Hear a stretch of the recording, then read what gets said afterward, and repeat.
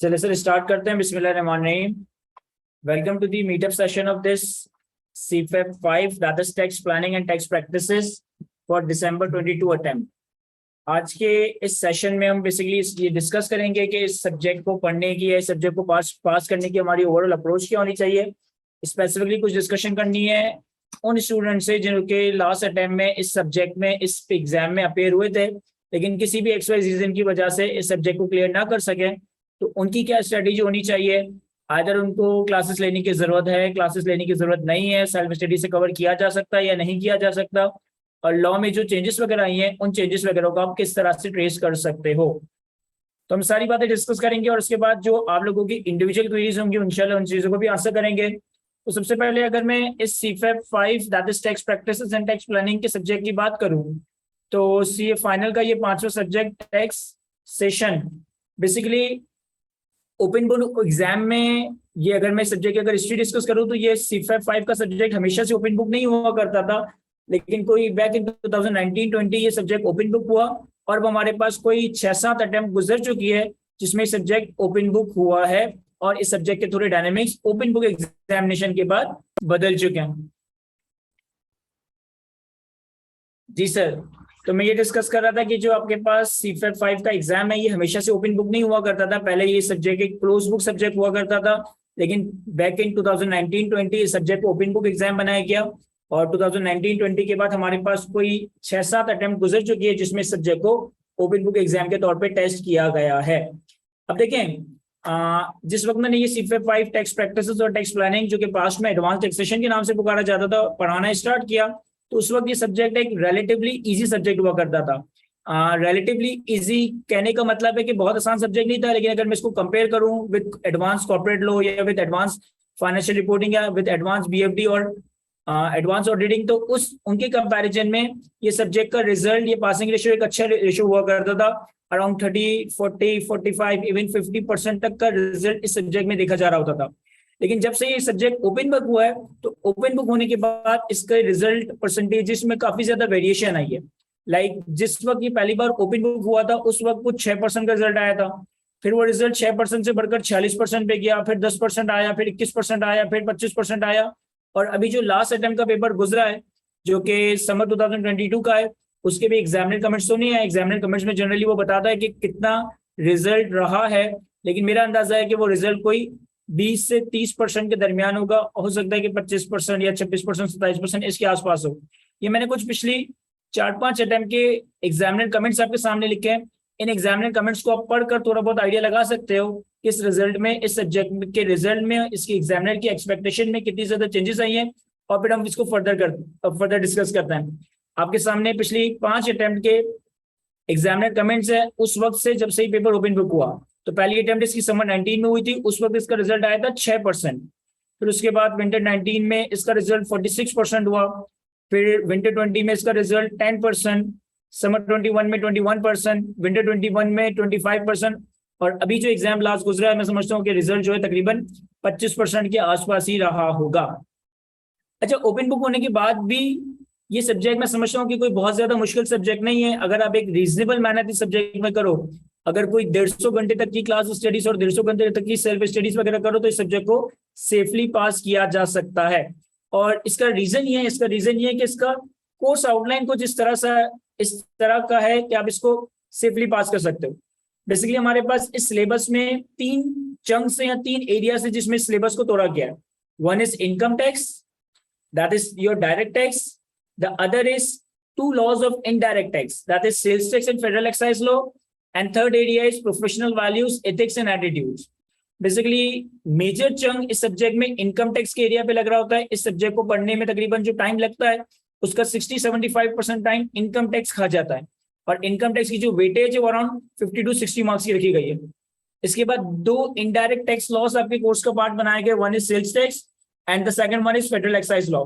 Sales tax का कुछ portion तो आपने कैफ लेवल भी पढ़ा है, लेकिन रिमेनिंग जो डिफिकल्ट या टेक्निकल एरिया है वो इंशाल्लाह CFEP 5 लेवल पे कवर करते हैं, और एक और indirect tax law that is federal excise law हम इस CFEP 5 लेवल पे कवर करते हैं। और एक एरिया है professional values, ethics and attitudes के नाम से, जो कि लगभग आई के अपने तकरीबन अपने हर सब्जेक्ट का ही पार्ट बनाया और उसको कोई 5-10 मार्क की वेटेज दी है।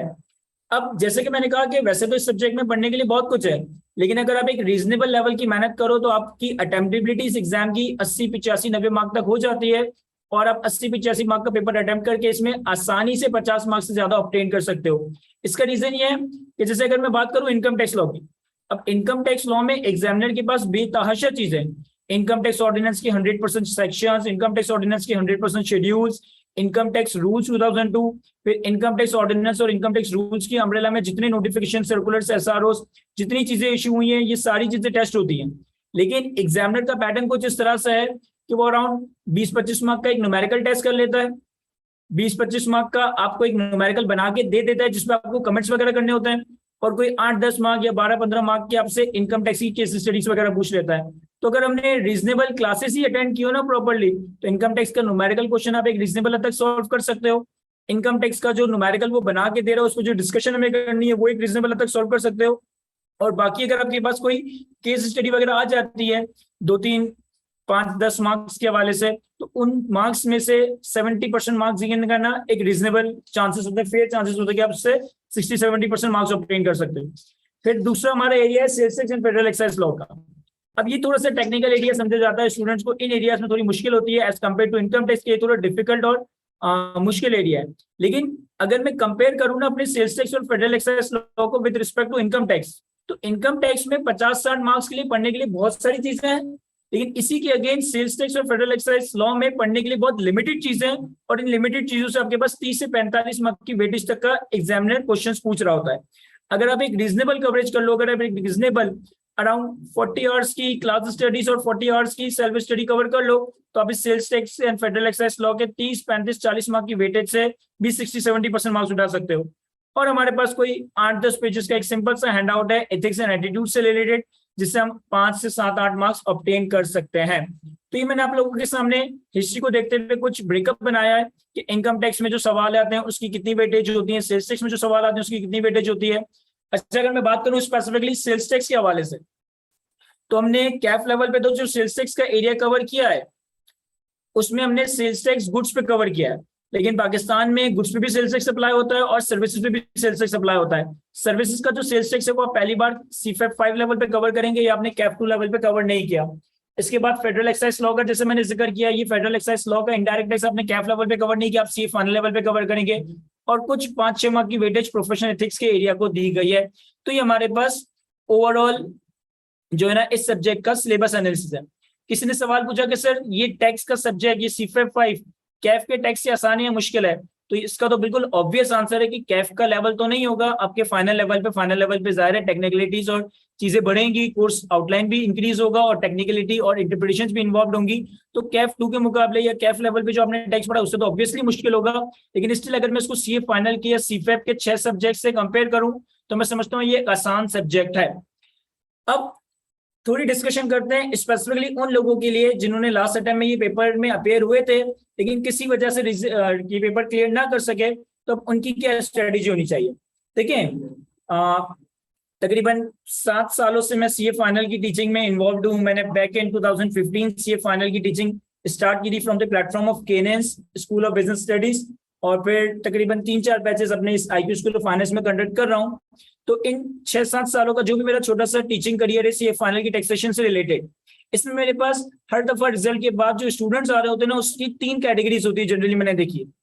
एक कैटेगरी ये होती है कि सर मैंने पढ़ा ही नहीं, मैं फेल हो गया, ये बुरे हालात है। एक कैटेगरी ये होती है कि सर मैंने पढ़ा तो बहुत अच्छे से लेकिन पेपर के 3 घंटे में मैं पैनिक कर गया और पेपर के 3 घंटे में मैं पैनिक कर गया तो परफॉर्म नहीं कर सका जैसा मैं एक्सपेक्ट कर रहा था, ये ज्यादा बुरे हालात है। लेकिन एक कैटेगरी का स्टूडेंट मेरे पास आता है कि सर मैंने पढ़ा भी आउटस्टैंडिंग, पेपर भी मेरा आउटस्टैंडिंग हुआ था, लेकिन मुझे नहीं पता कि किस वजह से मेरा पेपर रुक गया या किस वजह से मेरा ये पेपर बार बार फ्लंक हो रहा है। ये सबसे मैं समझता हूँ कि ज्यादा डेडली सिनेरियो है, ये सबसे ज्यादा खतरनाक सिनेरियो है कि यार अगर एक बंदा पढ़ भी अच्छे से रहा है, कवरेज भी अच्छे से कर रहा है, पेपर के 3 घंटों में परफॉर्मेंस भी उसकी अच्छी है, लेकिन पेपर से निकलने के बाद वो श्योर है कि वो पास हो जाएगा, लेकिन रिजल्ट वाले दिन एक अनफॉर्चुनेट सिचुएशन हो जाती है कि उसका पेपर किसी वजह से फ्लंक हो जाता है। यहाँ सबसे ज्यादा मेहनत की जरूरत है। क्यों? क्योंकि आपने एक प्रॉब्लम पे देखो, अगर एक बंदे ने पढ़ा ही नहीं तो उसके सामने तो उसकी प्रॉब्लम है कि सर प्रॉब्लम ये है कि मैंने पढ़ा ही नहीं, पढ़ूंगा तो पास हो जाऊंगा। एक बंदा है जिसने पढ़ा अच्छा लेकिन पेपर में परफॉर्म नहीं कर सका, उसको भी अपनी प्रॉब्लम पता है कि सर पढ़ा तो अच्छा था लेकिन पेपर के 3 घंटों में परफॉर्म नहीं कर सका, ये मेरा प्रॉब्लम है, मैं इस पर काम करूंगा तो इंशाल्लाह पास हो जाऊंगा। लेकिन ये जो सिनेरियो है ना कि मैंने पढ़ा भी बहुत अच्छा, पेपर भी बहुत अच्छा हुआ, लेकिन अब पेपर रुक गया, मुझे नहीं पता पेपर क्यों रुका है, ये बड़ा डेडली या खतरनाक सिनेरियो है। क्योंकि पहले तो आपने आइडेंटिफाई करना है कि आपका एरर क्या है, और once you identify the error फिर आप उसके ऊपर काम कर सकोगे। इस तरह की सिचुएशन को मैं एड्रेस करना चाहता हूं, जहां पे स्टूडेंट ने पढ़ा भी बेहतरीन तरीके से, पेपर के 3 घंटे में भी अच्छा परफॉर्म किया, लेकिन उसको नहीं पता कि उसका पेपर क्यों फ्लंक हुआ। और ये सिनेरियो सिर्फ सीए फाइनल के सीफेट 5 टैक्सेशन के सब्जेक्ट में नहीं, हर सब्जेक्ट में देखने को मिलता है। एफएफआर हो गया, रिपोर्टिंग हो गया, एमएसए 1 हो गया, एमएसए 2 हो गया, एडवांस ऑडिट हो गया, हर सब्जेक्ट में स्टूडेंट्स इस तरह की कमेंट्स लेकर आते हैं कि सर पढ़ा भी इतना अच्छा था, पेपर भी इतना अच्छा दिया, लेकिन पता नहीं क्यों पेपर रुक गया। देखो इस चीज को समझने की कोशिश करना। बेसिकली यू समझो कि देखो एक चीज है कॉन्सेप्ट, आपको क्लासरूम में या आपने सेल्फ स्टडी की और एक चीज का कॉन्सेप्ट समझा, फिर उस कॉन्सेप्ट को समझना और उस कॉन्सेप्ट को नैरेट करना, उस कॉन्सेप्ट को नैरेट करना या बयान करना, ये दो अलग अलग बात है। होता क्या है कि फॉर एग्जांपल मैंने एम्प्लॉय शेयर स्कीम का कॉन्सेप्ट पढ़ा, अब मैं एम्प्लॉय शेयर स्कीम का कॉन्सेप्ट पढ़ता हूं, समझता हूं और उसको लिखता हूं। अब जब एम्प्लॉय शेयर स्कीम का कॉन्सेप्ट मैं लिखता हूं और मैं खुद उस कॉन्सेप्ट को पढ़ता हूं ना, तो मुझे तो समझ आता ही है क्योंकि मैंने तो लिखा है।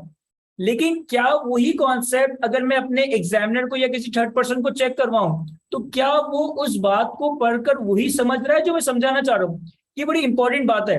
आपका कोई भी सब्जेक्ट हो, चाहे एसपीएम हो, चाहे एडवांस ऑडिट हो, चाहे बीएफडी हो, चाहे एमएसए 1 हो, चाहे एमएसए 2 हो, अगर हमारे पास सारे कॉन्सेप्ट है लेकिन हमारी डिलीवरी नहीं है, यानी मैं एग्जामिनर को कम्युनिकेट नहीं कर पा रहा कि भाई मैं बताना क्या चाह रहा हूँ या मेरे थॉट प्रोसेस में चल क्या रहा है, तो जितनी अच्छी कॉन्सेप्ट बिल्डिंग हो अगर डिलीवरी नहीं होगी तो आपका पेपर फ्लंक हो जाएगा।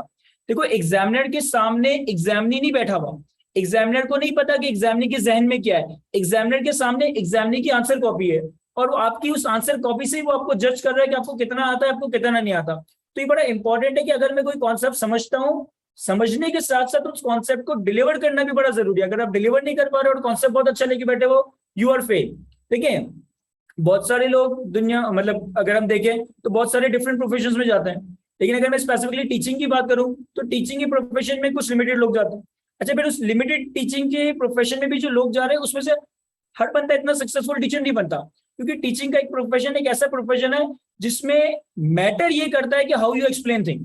बहुत सारे स्टूडेंट्स आप लोगों की ही क्लासरूम में आप लोगों के कोलीग्स ऐसे होंगे जो बहुत अच्छा समझते हैं लेकिन वो समझा नहीं पाते, और इवन ऐसे भी स्टूडेंट्स होते हैं जिनको खुद कुछ नहीं समझ आ रहा होता लेकिन वो दूसरे को बड़ा एक्सप्लेन कर देते हैं। तो ये दो अलग अलग बातें, खुद समझने का अलग चीज है और सामने वाले को एक्सप्लेन कर पाना ये दूसरी अलग चीज है। अब इस केस में अगर कोई बंदा अच्छी तैयारी कर रहा है, अच्छा पेपर परफॉर्म कर रहा है और अगर वो फिर भी फ्लंक कर रहा है, तो मुझे लगता है कि मसला यहीं पे आ रहा होगा, तो उसकी डिलीवरी में मसला आ रहा होगा। अब इस मसले को आपने ओवरकम कैसे करना है, इस मसले को आपने हल कैसे करना है? सर आपने करना यह है कि कम से कम 5-6 अटेम्प्ट के पेपर्स, 5-6 अटेम्प्ट के पेपर्स आपने खुद सॉल्व करने, और खुद सॉल्व करने का मतलब है कि आपने उसको एग्जाम सिनेरियो में रहते हुए सॉल्व करना है। यानी ऐसा नहीं कि सुकून से बैठ के आप पेपर को सॉल्व कर रहे हो, आप अपने आप को एक रूम में, लाइब्रेरी में या किसी जगह पे 3-3.25 घंटे के लिए लॉक करें और पेपर को सॉल्व करें बिल्कुल वैसे ही जैसे आप एग्जाम में सॉल्व करें। चाहे वो एडवांस टैक्सेशन हो, चाहे वो कॉर्पोरेट लॉ हो, चाहे वो एमएसए 1 हो, इससे कोई फर्क नहीं पड़ता। अगर तुम्हें समझ नहीं आ रहा ना कि तुम्हारा मसला कहाँ रहा है, तो अपने आप को 3 घंटे के लिए कमरे में बंद करो और कोई 5-6 अटेम्प्ट की पेपर मतलब अलग अलग 3-3 घंटों में सॉल्व करो। और वो जो पेपर तुमने सॉल्व किया है ना, इस पेपर को किसी इंडिपेंडेंट पर्सन को चेक करवाओ। ये इंडिपेंडेंट पर्सन तुम्हारा कोई दोस्त हो सकता है, तुम्हारा कोई कुलीग हो सकता है, तुम्हारा कोई मैनेजर हो सकता है, तुम्हारा कोई सीनियर हो सकता है, लेकिन किसी इंडिपेंडेंट पर्सन को वो पेपर अपनी गैर मौजूदगी में चेक करवाओ। अपनी मौजूदगी में भी चेक नहीं करवाना, क्योंकि अगर वो तुम्हारी मौजूदगी में चेक करेगा ना, तुम उसको बताओगे मैं ये लिख रहा था, मैं ये लिख रहा था, मैं ये लिखना चाह रहा था, तुम उसको खराब कर दोगे। कम से कम 5 से 6 अटेम्प्ट के पेपर आपने सॉल्व करने, पेपर सिनेरियो में रहते हुए, 3 घंटे के सिनेरियो में रहते हुए, और किसी इंडिपेंडेंट पर्सन को चेक कराने। देखो मैं ये नहीं कह रहा कि आप मुझे आगे चेक कराओ, क्योंकि अगर तुम टीचर की तरफ भागोगे सर मेरा पेपर चेक करके दे दे, तो प्रैक्टिकली एक टीचर के पास हंड्रेड्स ऑफ स्टूडेंट्स होते हैं और उसके लिए प्रैक्टिकली पॉसिबल ही नहीं है कि वो हर एक का पेपर चेक करे। लेकिन तुम्हारे साथ कोई दोस्त होगा, कोई सीनियर होगा, कोई कुलीग होगा, तुम्हारा कोई मैनेजर होगा, उससे आपने रिक्वेस्ट कर ली कि यार फला मैंने ये पेपर अटेम्प्ट किया, काइंडली अगर आप इसको चेक कर दे, पॉसिबल हो तो उसको थोड़ा बहुत रेमुनेट भी कर दीजिएगा, ट्रीट वगैरह दे दीजिएगा, ताकि वो एक ऑनेस्ट नियत के साथ आपका पेपर चेक करे। और वंस अगर कोई इंडिपेंडेंट पर्सन इस पेपर को चेक करता है ना, तो वो आपको जीनियन फीडबैक दे सकेगा यार आप गलती कहाँ पे कर रहे हो, आइदर आपके कॉन्सेप्ट ही गलत है, आइदर आपकी प्रेजेंटेशन गलत है, या फिर आपकी डिलीवरी का मसला आ रहा है। और इस एक्टिविटी या इस एक्सरसाइज को लाजमी परफॉर्म करें इन ऑर्डर टू आइडेंटिफाई कि आपका मसला कहाँ आ रहा है। ये उन लोगों के लिए बड़ा जरूरी है जिन्होंने बहुत अच्छे से तैयारी की, जिन्होंने पेपर के 3 घंटे में भी अच्छा परफॉर्म किया, लेकिन किसी वजह से पेपर रुक गया और अब वो इस सिचुएशन में आ गए कि यार ये पेपर बार बार क्यों रुक रहा है या मेरा पेपर क्यों फ्लंग हो गया, मुझे तो ये बात समझ ही नहीं आ रही। तो आपने ये वाला काम करना। सेकेंडली, वो स्टूडेंट जो कि लास्ट अटेम्प्ट में मुझसे या किसी और भी टीचर से C5 का सब्जेक्ट पढ़ चुके हैं और अब इस अनफॉर्चुनेट रिजल्ट की वजह से दोबारा से दिसंबर 22 में अपेयर हो रहे हैं, तो वो इस सिचुएशन में होंगे, वो अपने आप से या टीचर से ये सवाल पूछे होंगे कि क्या हमें दोबारा क्लासेस लेने की जरूरत है या नहीं है। तो देखिए, अगर मैं बात करूं टेक्स्ट लॉ के हवाले से, तो बेसिकली आपका ये जो C5 का सब्जेक्ट है ये एक ओपन बुक एग्जाम है। और अगर हम इस ओपन बुक एग्जाम की चेंजेस वगैरह की बात करें तो बेसिकली आपके एग्जाम में होता ही है, यहाँ मेरे पास प्रेजेंटेशन नहीं आ रही, लेकिन आईकेएप के जो एजुकेशन एंड ट्रेनिंग स्कीम 2021 है उसके तहत आपकी एग्जामिनेशन डेट से 4 महीने पहले पहले लॉ में जितनी चेंजेस आई है वो आपके लिए रेलेवेंट नहीं। यानी कि अगर लेट से कि मेरा फर्स्ट वीक ऑफ दिसंबर में एग्जाम है तो मैं 4 महीने पीछे चला जाऊं, यानी कि नवंबर, अक्टूबर, सितंबर एंड अगस्त। तो फर्स्ट वीक ऑफ अगस्त के बाद लॉ में जितनी चेंजेस आती हैं ये आप लोगों के लिए रेलेवेंट नहीं है, ये आप लोगों के लिए एग्जामिनेबल नहीं है। लेकिन फर्स्ट वीक ऑफ अगस्त से पहले लॉ में जितनी चेंजेस आई हैं ये सारी आपने कवर करनी है। अब जिन्होंने लास्ट अटेम्प्ट में पढ़ा है उनके लिए सबसे बड़ा ड्रास्टिक चेंज तो यह है कि करंट अटेम्प्ट में फाइनेंस एक्ट 2022 आ चुका है, जो कि अभी रिसेंटली PMLN की गवर्नमेंट ने पास किया है। तो फाइनेंस एक्ट 2022 में लॉ में जितनी चेंजेस आई है ये आप लोगों के लिए एग्जामिनेबल है। मीनवाइल अगर इस अरसे के अंदर कोई SRO इशू हुए हैं, कोई क्लैरिफिकेशन इशू हुई है, कोई FBR की तरफ से रूल्स आए, जितनी चीजें फर्स्ट वीक ऑफ अगस्त तक लॉ का पार्ट बनी है या लॉ में चेंजेस आई है, ये सारी आपने कवर करनी है। और ऐसा नहीं है कि इन चेंजेस को कवर करने के लिए आप किसी टीचर या क्लासेस के लिए ही मोहताज हो, आप इन चेंजेस को खुद से कवर कर सकते हो। किस तरीके से उसको भी मैं डिस्कस करता हूँ। ज्यादातर लोग जो आज के इस क्लासरूम में बैठे होंगे वो मैं समझता हूँ कि कोई भी ऐसा नहीं होगा कि जो अपनी पहली अटेम्प्ट में C5 का एग्जाम उठा रहे हो, आप लोग फॉर्म में कोई साल, सवा साल, 1.5 साल का अरसा मिनिमम गुजार चुके हो, C5 के और एग्जाम्स वगैरह दिए होंगे, कुछ क्लियर किए होंगे, कुछ क्लियर नहीं किए होंगे, और आप अल्हम्दुलिल्लाह इस स्टेज पे आए हो कि C5 की क्लासेस ले रहे हो। देखो होता क्या है कि जब भी हमारी कंट्री में हर साल कम से कम एक बजट पास होता है, हमारी कंट्री में हर साल कम से कम एक बजट पास होता है और एक से ज्यादा भी हो सकता है। लाइक अगर मैं पिछले 3 सालों को देखूं तो पिछले 3 सालों में 2-2, 3-3 दफा फाइनेंस ऑर्डिनेंस और फाइनेंस एक्ट वगैरह पास हुए, लेकिन मिनिमम एक बजट तो पास होता ही है। अब होता ही है कि जब भी बजट पास होता है ना तो उस पर डिफरेंट फर्म्स अपनी कमेंट्री इशू करती है। उस कमेंट्री में क्या होता है कि वो फर्म उस कमेंट्री में बजट में जो लॉज में चेंजेस आती है उनको एक्सप्लेन करती है। अच्छा, एक और चीज यहाँ पे समझिएगा कि जब भी बजट पास होता है ना तो पहले वो budget in the form of finance bill propose होता है, और फाइनेंस बिल प्रपोज होने के बाद दोबारा से वोटिंग होती है और उसके बाद इसको पार्लियामेंट से पास करवाया जाता है और ये फाइनेंस एक्ट की फॉर्म ले रहा होता है। तो बजट्स के ऊपर अगर फाइनेंस बिल के ऊपर फर्म की कमेंट्रीज है ना तो इस कमेंट्री को आपने नहीं देखना। सर फाइनेंस बिल की कमेंट्री को क्यों नहीं देखना? क्योंकि फाइनेंस बिल में लॉज में जो अमेंडमेंट्स प्रपोज की जाती है, जरूरी नहीं है कि वो सारी की सारी अमेंडमेंट फाइनेंस एक्ट का पार्ट बन जाए, जरूरी नहीं है कि सारी की सारी वही अमेंडमेंट फाइनेंस एक्ट का पार्ट बन रही हो। एट टाइम्स उन फाइनेंस बिल की प्रपोजल्स में भी बहुत सारी चेंजेस आ रही होती है। और आपने अभी रिसेंटली पिछले महीने 2 महीने के अंदर न्यूज में देखा ही होगा कि जो फाइनेंस बिल ओरिजिनली पार्लियामेंट में प्रपोज हुआ था, IMF ने उसको कंप्लीटली रिजेक्ट कर लिया और एक तरह से फाइनेंस बिल की रीड्राफ्टिंग हुई है for the purpose of finance act. तो इस दफा का तो जो फाइनेंस बिल है वो बिल्कुल ही बेकार है। आपने फाइनेंस एक्ट को देखना है कि फाइनली कौन सी चेंजेस ऐसी जो कि लॉ में अप्रूव हुई है। अब इन चेंजेस को भी बड़ा इजीली ट्रेस किया जा सकता है। सारी फर्म्स नहीं, लेकिन कुछ फर्म्स जो है ना फाइनेंस एक्ट के ऊपर अपनी कमेंट्री निकालती है। मैं आप लोगों के सामने कुछ डॉक्यूमेंट्स ओपन करता हूं। ये बेसिकली मैंने कुछ कमेंट्री से इकट्ठी की है कुछ बिग 4 फर्म्स की, जिसमें मेरे पास PwC फर्गुसन की कमेंट्री है, EY की कमेंट्री है, ये मेरी अपनी फर्म है मैविन माइंड उसकी कमेंट्री है जो मैंने आप लोगों के सामने ओपन की है। फिर एक शेखा मुफ्ती, यूसुफ आदिल, इन फर्म्स की कमेंट्री है। ये जो फाइनेंस एक्ट की कमेंट्री है ना, इस फाइनेंस एक्ट की कमेंट्री को आप फॉलो करें, इसमें आपको लॉ की चेंजेस नजर आ जाएंगी। मैंने कमेंट्री जो ये जो मेरी अपनी फर्म की कमेंट्री है, मैवन माइंड के नाम से मेरी एक फर्म है, चार्टर्ड अकाउंटेंट, जो कि जिसमें मैं टैक्सेशन का ये एरिया बेसिकली लीड करता हूँ। इसमें जो मैंने कमेंट्री ड्राफ्ट की है, इसमें मैंने बात ही फाइनेंस के ऊपर की है, फाइनेंस बिल के ऊपर कुछ बात नहीं की। लेकिन ये जो बाकी फर्म्स की कमेंट्रीज है, इसमें से ज्यादातर कमेंट्रीज में डिस्कशन यूं की गई है कि फाइनेंस लॉ में ये था, फाइनेंस बिल में ये प्रपोज हुआ और फाइनेंस एक्ट में ये अप्रूव हुआ। तो फाइनेंस बिल में क्या प्रपोज हुआ ये हमारे लिए रेलेवेंट नहीं है, हमने फाइनल ये देखना है कि क्या चीजें फाइनेंस एक्ट का पार्ट बनी है। तो आपको इंटरनेट पे इजीली फर्गूसन हो गया, ईवाई हो गया, केपीएमजी हो गया, शेखर मुफ्ती हो गया, यूसुफ अदल हो गया, इनकी कमेंट्रीज मिल जाएगी। और मैं आप लोगों के साथ ग्रुप के ऊपर जो भी C55 का रेलेवेंट ग्रुप है, उन पे ये सारी फर्म्स की कमेंट्रीज और अपनी फर्म की कमेंट्री भी शेयर कर दूंगा। इन कमेंट्रीज के थ्रू आप इजीली मैनेज कर सकते हो कि लॉ में कौन कौन सी जगह पे कहाँ का चेंजेस आई है। अगर आप मुझसे मेरा पर्सनल ओपिनियन पूछोगे कि सर चेंजेस कितनी आई है, तो मैं समझता हूँ कि पूरे इनकम टैक्स और सेल्स टैक्स लॉ को मिला जुला के भी जो चेंजेस आई होंगी ना, वो हार्डली 10% होगी। और 10% की भी जो ये चेंजेस है ना, कोई बहुत ज्यादा टेक्निकल नेचर की नहीं है। कोई जगह पे टैक्स रेट्स बढ़ा दिए, कुछ जगह पे टैक्स रेट्स कम कर दिए, कुछ नए सेक्शन इंट्रोड्यूस कर दिए। जैसे कि आप लोग ने रिसेंटली न्यूज वगैरह में देखा होगा कि सुपर टैक्स आ गया है, रेंटल इनकम के ऊपर, डीम्ड इनकम के ऊपर टैक्स आ गया है। तो कुछ 2-4 एडिशनल टैक्सेस आ गए, कुछ जगहों पे रेट्स को आगे पीछे कर दिया है, कुछ जगहों पे एग्जेम्पशंस और टैक्सेशंस को आगे पीछे कर दिया है। लेकिन एज सच कोई बहुत ज्यादा टेक्निकल चेंजेस वगैरह नहीं आई है। आप इन चेंजेस को इन कमेंट्रीज के थ्रू खुद भी मैनेज कर सकते हो। हाँ, कुछ टैक्स रेट्स वगैरह में फर्क आए, कुछ छोटी मोटी ट्रीटमेंट्स वगैरह में फर्क आया है, लेकिन मैं हार्डली अगर बताऊं ना तो 100% अगर मैं इनकम टैक्स, सेल्स टैक्स और एफईटी के कोर्स को देखूं तो हार्डली मैक्सिमम 10% जगह पर चेंज आया होगा। और आप उन चेंजेस को खुद से कवर कर सकते हो। आपने अपना रिवीजन किस तरह से करना है कि आपने ये फाइनेंस एक्ट की कमेंट्री डाउनलोड की। अच्छा, मैं ये भी रिकमेंड करूंगा कि सिर्फ एक कमेंट्री को ना देखें, कोशिश करें कि 2-4 फर्म्स की कमेंट्री को देख ले, एक मेरी फर्म की कमेंट्री को देख लिया, एक फर्गूसन की कमेंट्री को देख लिया, एक ईवाई की कमेंट्री को देख लिया, 2-3 फर्म्स की फाइनेंस एक्ट की, फाइनेंस एक्ट की, फाइनेंस एक्ट की, फाइनेंस बिल की कमेंट्री मत देखिएगा, फाइनेंस एक्ट की कमेंट्री देखें कि हर चेंज ऑफ लॉ पे हर फर्म का क्या पॉइंट ऑफ व्यू है, हर फर्म ने किस तरह से इसको एक्सप्लेन किया है, और फिर जो बात है आपने लास्ट अटेम्प्ट में मुझसे या किसी और टीचर से कवर की है, इन दोनों बातों को मिला जुला कर आप सेल्फ स्टडीज की तरफ भी जा सकते हो। एक मशवरा मैं दे रहा हूं कि जिन लोगों ने लास्ट अटेम्प्ट में C55 का सब्जेक्ट पढ़ा था, वो अपने रेलेवेंट टीचर की फैकल्टी बुक परचेज करे ना करे, वो अपने रेलेवेंट टीचर की अपडेटेड रेफरेंस बुक्स परचेज करे ना करे, अपडेटेड बेयर जरूर बाय कर लीजिएगा।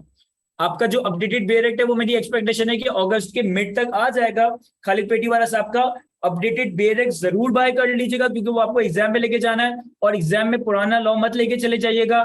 ऐसा ना हो कि लॉ में कोई चीज चेंज आ जाए, आप पुराने लॉ को लिख कर आ जाओ और फिर आपका 2-4 मार्क्स की वजह से पेपर रुक रहा हो, तो फिर आपको बड़ा अफसोस होगा।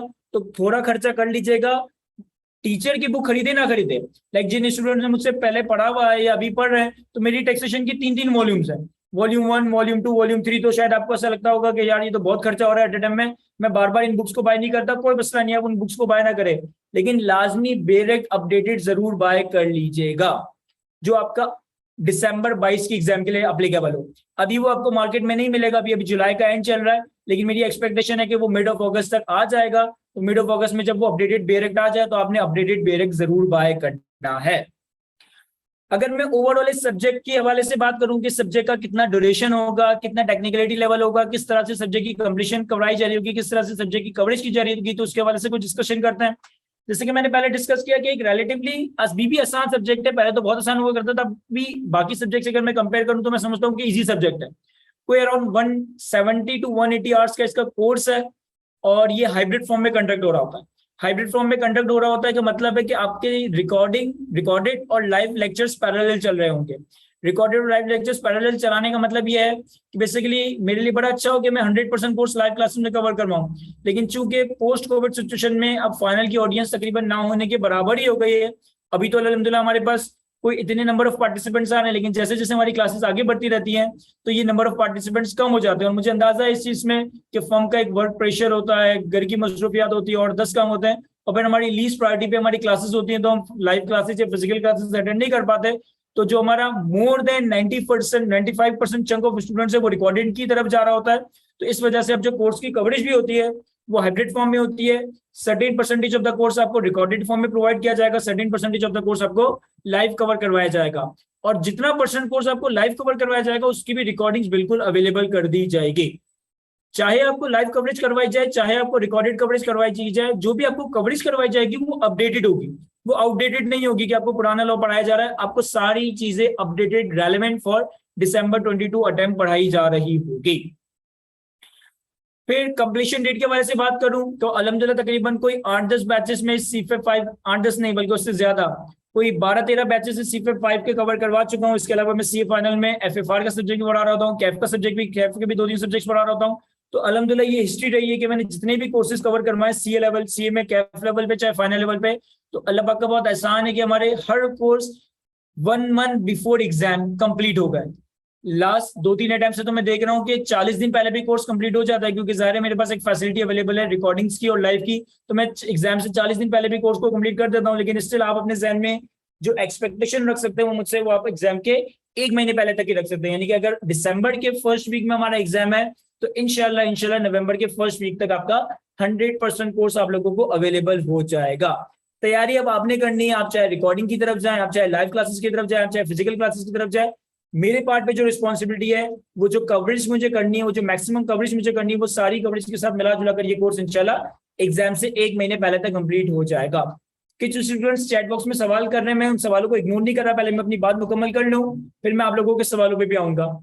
बाकी रही बात कि किस हद तक इस क्लासरूम में कवरेज हो रही होगी या किस हद तक इस आईक्यू स्कूल में कवरेज करवाई जा रही होगी, तो कवरेज कुछ इस तरह से होगी कि आपको एग्जाम को पास करने के लिए जितनी नेसेसरी कवरेज करनी है, जिसमें इनकम टैक्स ऑर्डिनेंस के सेक्शंस आ गए, इनकम टैक्स के प्रोविजंस आ गए, सेल्स टैक्स के प्रोविजंस आ गए, प्रोविंशियल सेल्स टैक्स आ गया, फेडरल एक्साइज ड्यूटी आ गया, इन सारी चीजों की एग्जाम पर्सपेक्टिव से 100% नहीं तो मैक्सिमम 90% तक की कवरेज इंशाल्लाह आप लोगों की क्लासरूम में कवर करवाई जाएगी। कोई पिछले 12-15 अटेम्प्ट के पास पेपर्स आप लोगों के कवर्ड होंगे। पास पेपर्स इस तरह से नहीं होंगे कि पहले हमारा पूरा कोर्स कंप्लीट हो और उसके बाद आपको पास पेपर्स कवर करवाए जाए। हर टॉपिक के साथ जो उसका टॉपिकल पास पेपर है वो साथ साथ हम कवर कर रहे होंगे, यानी हर टॉपिक की कंप्लीशन के ऊपर उसके जितने रेलिवेंट 12-15 अटेम्प्ट के पास पेपर्स हैं वो भी हम साथ साथ कवर कर रहे होंगे। अच्छा, इस बैच में मैंने एक एडिशनल एक्सरसाइज ये भी सोची है कि हर दफा मेरे साथ बैच में होता है कि मैं क्लासेस में सोल्यूशंस वगैरह कवर करवा रहा होता हूँ, तो बहुत सारे स्टूडेंट्स ये डिमांड करते हैं कि सर अगर आपके सोल्यूशन का कोई हार्ड कॉपी या सॉफ्ट कॉपी फॉर्मेट मिल जाए तो हमें लेक्चर्स ना देखने पड़े और हम उन सोल्यूशंस को खुद ही जो है ना अपना रिवीजन कर लें, खुद इन सोल्यूशंस वगैरह को मैनेज कर लें। तो इस दफा मैंने ये किया है कि आप लोगों के साथ एक ड्राइव का मैंने लिंक शेयर किया है। जो लोग ऑलरेडी बैच के अंदर इनरोल्ड है उनके साथ तो ये ड्राइव का लिंक शेयर हो गया होगा कि आप लोगों के साथ एक सीफेप 5 का ड्राइव का लिंक शेयर किया जा रहा होगा, जिसपे हर चैप्टर के हैंडआउट्स आ रहे होंगे। हर चैप्टर के हैंडआउट्स में जो सॉल्यूशंस हैं वो सारे एक्सेल फॉर्मेट पे आ रहे होंगे। तो जितने चैप्टर्स, जितने कॉन्सेप्ट, जितने income tax, sales tax law में एरियाज आपको कवर करवाए जाएंगे, उन सारी चीजों के सॉल्यूशंस आप लोगों को एक्सेल फॉर्म में ड्राइव के थ्रू शेयर किए जा रहे होंगे। एक बात मैं अपनी करेक्ट कर दूं कि इसमें चैप्टर्स के हैंडआउट नहीं होंगे। जब तक बुक अवेलेबल नहीं हो जाती, तब तक तो मैं चैप्टर के हैंडआउट भी यहाँ पे अपलोड करूंगा। लेकिन वंस मेरी बुक अवेलेबल हो जाती है तो उसके बाद चैप्टर्स की आप लोगों को सॉफ्ट कॉपी प्रोवाइड नहीं की जाएगी। वो चैप्टर्स की प्रेजेंटेशंस, वो चैप्टर्स की समरीज, वो चैप्टर्स के प्रैक्टिस क्वेश्चंस वो बुक फॉर्म में अवेलेबल होंगे। सॉल्यूशंस आपके पास ड्राइव पे आ रहे होंगे हर चैप्टर के, लेकिन चैप्टर का जो कंटेंट है, जो प्रैक्टिस क्वेश्चन है, वो यहाँ ड्राइव पे अवेलेबल नहीं होगा। वो मेरे लिए पॉसिबल नहीं है कि मैं सॉफ्ट में शेयर कर सकूं, लेकिन जो सॉल्यूशंस होंगे वो इंशाल्लाह आप लोगों के पास ड्राइव पे अवेलेबल होंगे। किसी ने सवाल पूछा कि सर आपकी बुक कब तक आ जाएगी, तो वॉल्यूम 1 अल्हम्दुलिल्लाह मैंने अपडेट कर दिया और मैंने पब्लिशर को भी दे दिया, तो होपफुली वो नेक्स्ट वीक के मिड या मैक्सिमम नेक्स्ट वीक के एंड यानी कि फ्राइडे सैटरडे तक आ जाएगा। और वॉल्यूम 2, वॉल्यूम 3 इंशाल्लाह आने वाले महीनों में आएगा, क्योंकि जाहिर है अभी तो हम तकरीबन 1 महीना वॉल्यूम 1 पे ही लगा रहे होंगे। तो वॉल्यूम 1 मैंने अपने पार्ट पे अपडेट करके अपने पब्लिशर को प्रिंट करने के लिए दे दिया है, तो होपफुली वो अगले वीक के मिड या मैक्सिमम अगले वीक के एंड तक आ जाएगा और वॉल्यूम 2, वॉल्यूम 3 भी हम वक्त के साथ साथ इशू कर रहे होंगे। तो यहाँ तक जो मेरी मुझसे रिलेटेड डिस्कशन थी उसको मैंने करने की कोशिश की है। बहुत सारे सवाल आप लोगों के जहनों में होंगे जो कि इन सारी डिस्कशंस में आंसर नहीं हुए होंगे, तो जो चीजें मैं आप लोगों के साथ 1-on-1 डिस्कस कर लेता हूँ। आप लोगों के कोई भी सवाल हो तो आप लोग चैट बॉक्स में मुझसे पूछ सकते हैं, मैं असेंडिंग ऑर्डर में सारी क्यूरीज को आंसर करने की कोशिश करता हूँ।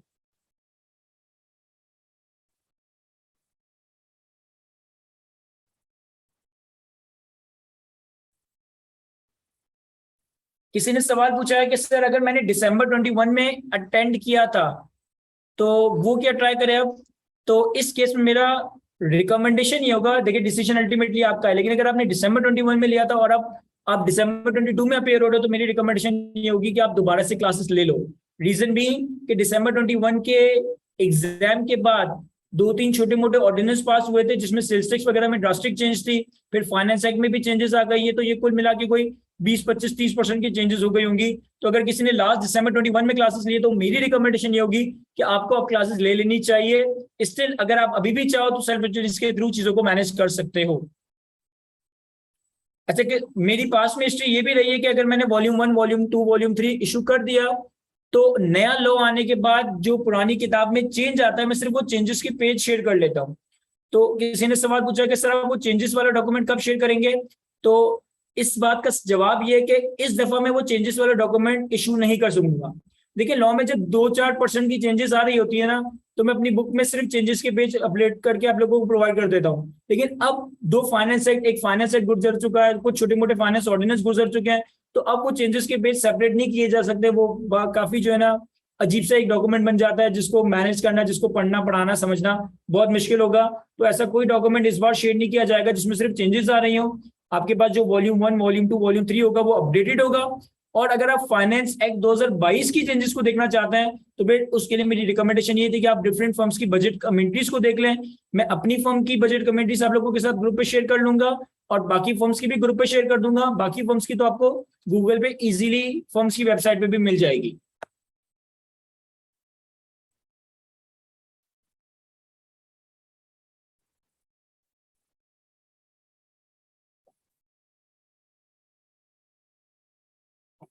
किसी ने सवाल पूछा कि सर हमें एग्जाम में बेरेट के अलावा कुछ और ले जाने की इजाजत है? The answer is no. आपके टीचर की, आपके फैकल्टी मेंबर की जो रेफरेंस बुक है वो आप एग्जाम में नहीं ले जा सकते। आप सिर्फ लॉज के बेरेट एग्जाम में ले जा सकते हो।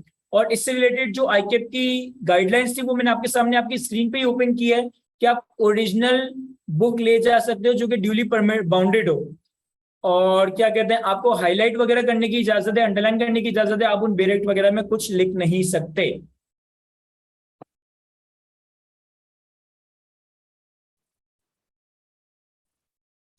किसी ने सवाल पूछा कि ये इतने सारे लॉज जो हमने कवर करने देंगे, मैं ये बता दूं कि कोर्स में आपको कौन कौन से लॉज कवर करने हैं। Income tax ordinance, income tax rules, sales tax on goods, sales tax on services, Islamabad का टैक्स, फेडरल एक्साइज टैक्स और कोड ऑफ एथिक्स। क्या ये सारी चीजें एक बुक में आ जाती है? किसी ने सवाल पूछा कि इतने सारे लॉज क्या एक बुक में आ जाते हैं? The answer is yes. जब से ये एग्जाम ओपन बुक हुआ है, तो 2-3 पब्लिशर्स, जिसमें से जो मोस्ट पॉपुलर है, एक पेटी वाला पब्लिशर्स और दूसरा एस सलाम, इन्होंने सीफेप 5 के स्टूडेंट्स के लिए अपनी बुक लॉन्च की है, जिसमें ये सारे कानून उन्होंने एक ही बुक के अंदर मर्ज करके जैलिन करके पब्लिश करना शुरू किए हैं। तो ये सारे लॉज आप एक ही बुक में ले जा सकते हो।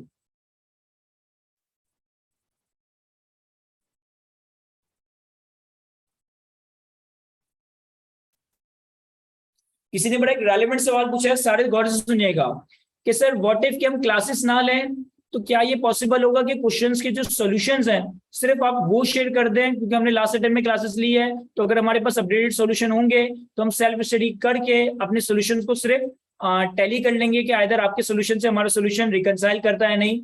तो इसका आंसर है यस। जिन्होंने मुझसे पढ़ा है, जिन्होंने मुझसे नहीं पढ़ा है, ये ड्राइव का लिंक ओपन फॉर ऑल होगा। हाँ, कोई ना कोई आईक्यू के सीफेप 5 के ग्रुप में मैं शेयर करूंगा, या फेसबुक पे कहेंगे तो फेसबुक पे शेयर कर दूंगा। ये ड्राइव का लिंक ओपन फॉर ऑल होगा। इवन मैंने इस लिंक का जो एड्रेस है ना, वो अपनी बुक में भी लिख दिया है, तो आप उस ड्राइव को एक्सेस कर सकते हो। चाहे आप क्लास ना भी लो, तो आपके पास भी सारे के सारे अपडेटेड सॉल्यूशंस अवेलेबल होंगे। चाहे आप आईक्यू में रजिस्टर्ड हो, चाहे आप आईक्यू में रजिस्टर्ड नहीं हो, आपके पास ड्राइव का लिंक होगा, आप सारे अपडेटेड सॉल्यूशंस को देख सकते हो। अरकम, व्हाट्सएप ग्रुप के लिए आप आईक्यू की एडमिन टीम से डिस्कस कर लें। आईक्यू का एडमिन टीम में ताहिर होता है, शहूद होता है, अवैस होता है, तो आप किसी को भी कांटेक्ट करके फेसबुक से आपको इनके कांटेक्ट नंबर इजीली मिल जाएंगे। आप कांटेक्ट करके सीफेप 5 के व्हाट्सएप ग्रुप को ज्वाइन कर सकते हैं।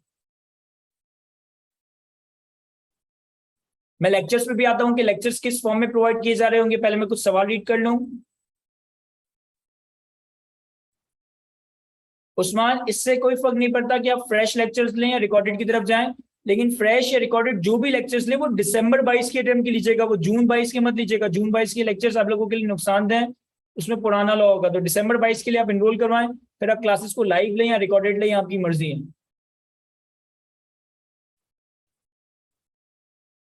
इकराम, मेरा मशवरा ये होगा कि पुराना बेरेक ना ले जाएं, अपडेटेड बेरेक बाय कर लें। आप लोग चेंजेस को, आप समझते हैं कि मैंने सारी चेंजेस को मार्क कर लिया, हाईलाइट कर लिया है, लेकिन चेंजेस इतनी कम नहीं होती, चेंजेस होती हैं, तो बेहतर है कि आप अपडेटेड बेरेक ही लेके जाएं। दरा, आपके सवाल का जवाब यस है।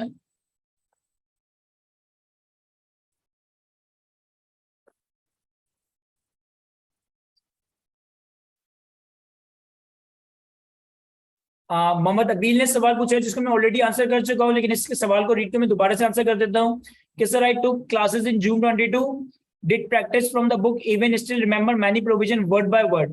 पेपर भी अच्छा हुआ था but failed at 42 in the first attempt. What do you suggest, should I take classes again और do self study, and what would be the reason? देखिए, मैं अगर बीइंग ए स्टूडेंट आप लोगों को एडवाइस करूँ ना, तो मेरा मेरा डिसीजन मेकिंग क्या होता है सिचुएशन में। देखो, अगर तो लेट से कि मैं सीपेट 5 का एग्जाम दिया, मेरा पेपर रुक के, मेरी तैयारी अच्छी थी, और अब जो मैं दिसंबर 22 में एग्जाम देने चाह रहा हूँ, मैं सीपेट 5 के अलावा भी कोई 2-3 पर्चे दे रहा हूँ, सीपेट 5 के अलावा कोई 1-2 पर्चे दे रहा हूँ, और मुझे उनकी क्लासेस लेनी है, तो फिर मैं शायद सीपेट 5 की क्लासेस ना लेता, मैं सेल्फ स्टडीज की तरफ जाता।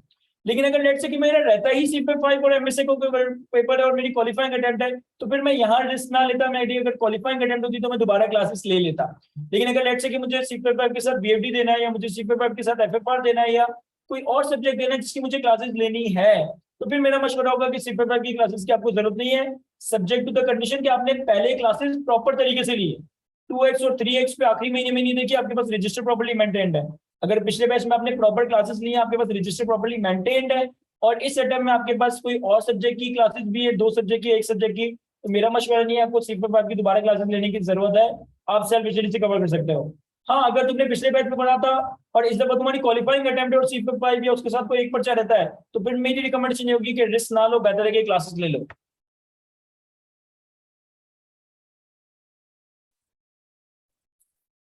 किसी ने सवाल पूछा कि जो एस एस सलाम और केबी पब्लिशर्स की बुक है, क्या उसमें कोड भी है? The answer is no. ये जो कोड ऑफ एथिक्स है, ये एस एस सलाम और केबी पब्लिशर्स की बुक में नहीं होगा। ये कोड ऑफ एथिक्स वही है जो आप आईकेप के ऑडिट के एग्जाम में लेके जाते हो।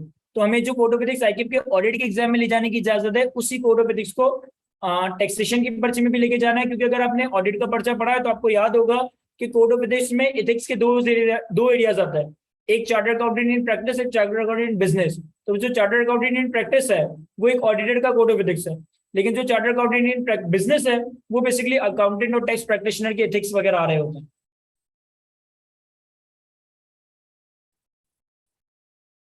किसी ने सवाल पूछा कि सर, आप कह रहे हैं कि नया बेरेक ले लें, लेकिन हमने तो ओल्ड बेरेक में बहुत ज्यादा हाईलाइटिंग की हुई है, हमें दोबारा मेहनत करनी पड़ जाएगी। तो इस केस में मेरा आंसर ये होगा कि अगर पेपर रुका है तो ऑब्वियसली दोबारा मेहनत करनी पड़ जाएगी, और दोबारा मेहनत करना ऑब्वियस भी है, क्योंकि आपका पेपर रुका है तो हमें मेहनत तो दोबारा से करनी ही पड़ेगी ना। अगर हमारा पेपर रुका है और हम समझेंगे हम पहले वाली मेहनत से ही पास हो जाएंगे, तो कभी भी एक ही इनपुट दे के डिफरेंट आउटपुट एक्सपेक्ट करना मेरे ख्याल में गलत होगा। अगर मैं सेम तरह का इनपुट दे रहा हूँ और मैं डिफरेंट आउटपुट एक्सपेक्ट कर रहा हूँ कि यार पहले एक इनपुट देके मैं फेल हो गया तो अब मैं दोबारा वही इनपुट देके पास हो जाऊंगा, तो ऐसा नहीं होगा। आपको दोबारा से मेहनत करनी पड़ेगी, आपको दोबारा से हाईलाइटिंग करनी पड़ेगी।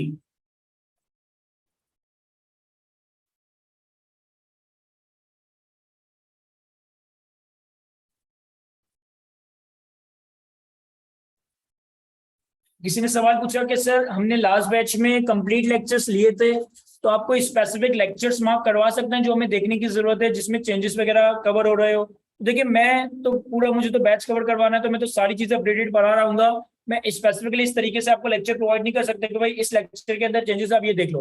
हाँ, आप ये कर सकते हो कि आपने फॉर्म्स की कमेंट्री देखी कि यार कैपिटल गेन के हेड में चेंज आया है, या इनकम फ्रॉम बिजनेस के इस जगह पे चेंज आया है, डेप्रिसिएशन की प्रोविजंस में चेंज आया है, या एफटीआर के इस सेक्शन में चेंज आया, तो फिर आप खुद से सिर्फ वो वाला लेक्चर देख लो। मैं इस तरीके से नोटिफाई नहीं कर सकता कि यार इस लेक्चर में चेंज है और इस लेक्चर में चेंज नहीं है।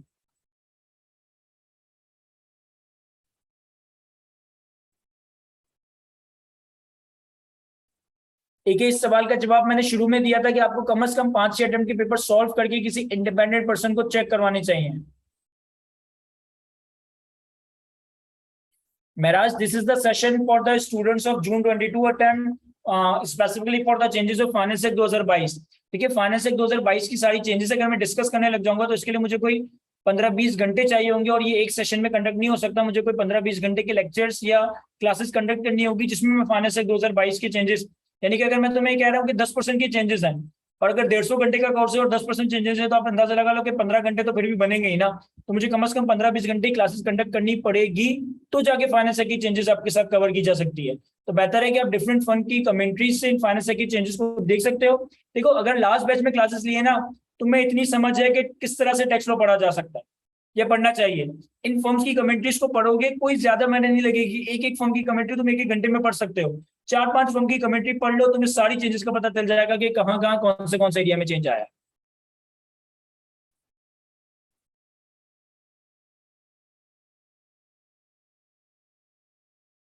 मिनाल, आपके सवाल का जवाब यस है। किसी ने सवाल पूछा कि दिसंबर 22 के लिए जो हम लॉ पढ़ रहे हैं, क्या वो जून 23 के लिए भी रेलेवेंट होगा?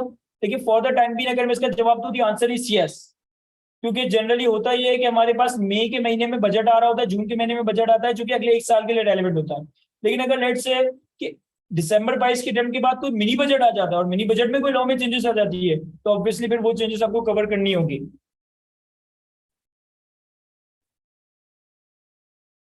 जी उस्मान, मैं बिल्कुल गाइड कर दूंगा कि आपको बेरेट से किस, अच्छा, जैसे जैसे हमारा कोर्स आगे बढ़ता जाएगा तो वक्त के साथ साथ फिर ये भी डिस्कस किया जाएगा कि बेरेट से चीजें कैसे पढ़नी है, क्या पढ़ना है, क्यों पढ़ना है, कैसे पढ़ना है, और क्या चीजों को हाईलाइट करना है। तो इंशाल्लाह ये सारी चीजें हम through out the course he discuss करेंगे। जी सरमत, आपके सवाल का जवाब यस है।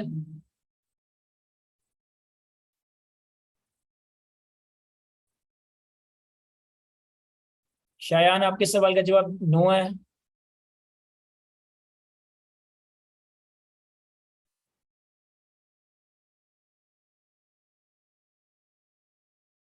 नहीं मिनाज, सॉल्यूशंस हार्ड बुक में अवेलेबल नहीं होंगे, कि फिर तो बुक का साइज बहुत ज्यादा बढ़ जाएगा।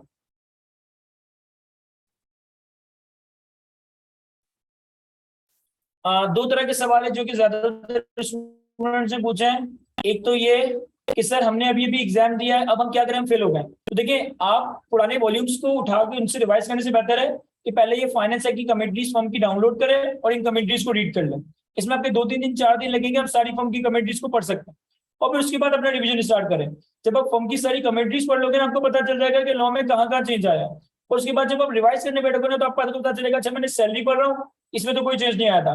कैपिटल गेन का, अच्छा हाँ, ये कैपिटल गेन मैंने पहले पढ़ा था, लेकिन फर्म की कमेंट्री के अंदर कोई और बात लिखी, तो यानी कि यहाँ पे चेंज आया है। पहले आप फर्म की कमेंट्रीज पढ़ ले, उसके बाद आप अपना रिवीजन स्टार्ट कर दें।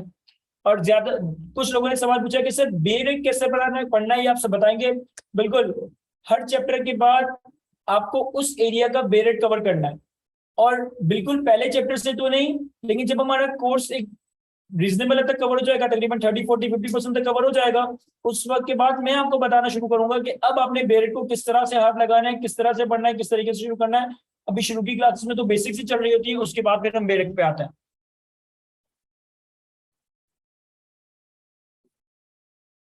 दारा, अगर मैनेज कर सकते हो तो मेरी रिकमेंडेशन होगी कि फिर क्लासेस ले लें, अगर आपकी क्वालिफाइंग अटेम्प्ट है तो।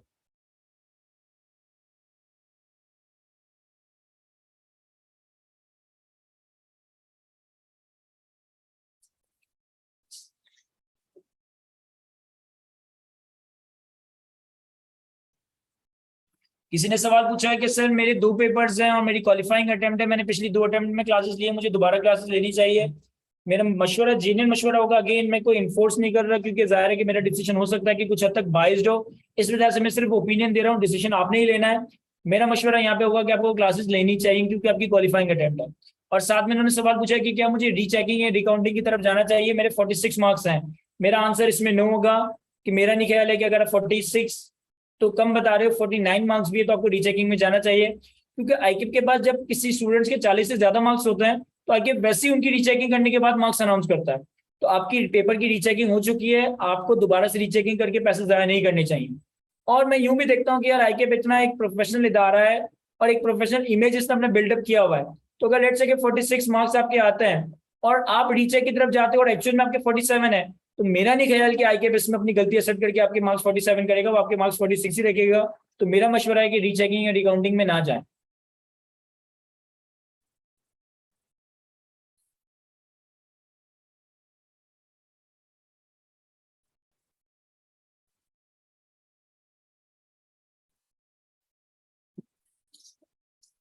जी अमन, एफएफआर का सेशन इंशाल्लाह कल ही रखेंगे हम।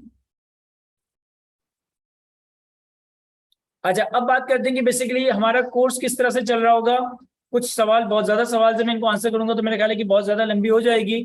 मोरलेस मैंने ज्यादातर बातें आप लोगों के साथ कर ली है, कुछ और बातें मैं आप लोगों के साथ डिस्कस कर लेता हूँ। देखिए, आप लोगों के पास जो लेक्चर्स वगैरह आप लोगों को प्रोवाइड हो रहे होंगे, मैं अपने लास्ट बैच का पोर्टल आप लोगों के सामने ओपन कर देता हूं और फिर इस बैच में किस तरह से होगा वो भी आपको बता देता हूं। देखें, ये बेसिकली C5 टैक्स प्लानिंग का जून 22 का बैच है।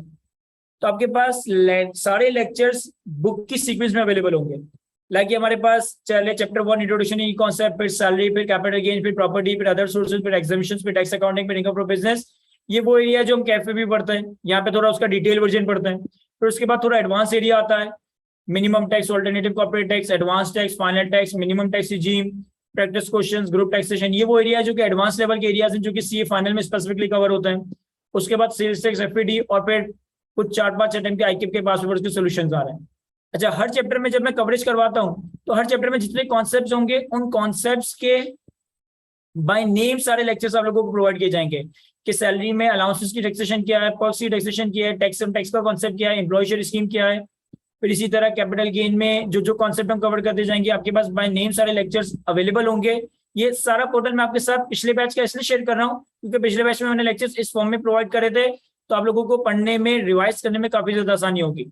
इसी तरह अगर आप दिसंबर 22 का भी पोर्टल खोलेंगे अपने पास, तो अभी जो हमारे दिसंबर 22 का बैच है, दिसंबर 22 का जो एक बैच ऑलरेडी स्टार्ट हो चुका है, जो कि हमने जून 22 के एग्जाम के बाद स्टार्ट किया था, उसमें तकरीबन 2-2.5 चैप्टर्स कंप्लीट हो चुके हैं। और जैसे जैसे फर्दर चैप्टर्स में अपडेट करता जाऊंगा, उनकी रिकॉर्डिंग्स अपडेट करता जाऊंगा या लाइव क्लासेस में कवर करता जाऊंगा, उनके लेक्चर्स भी यहाँ अवेलेबल होते जाएंगे।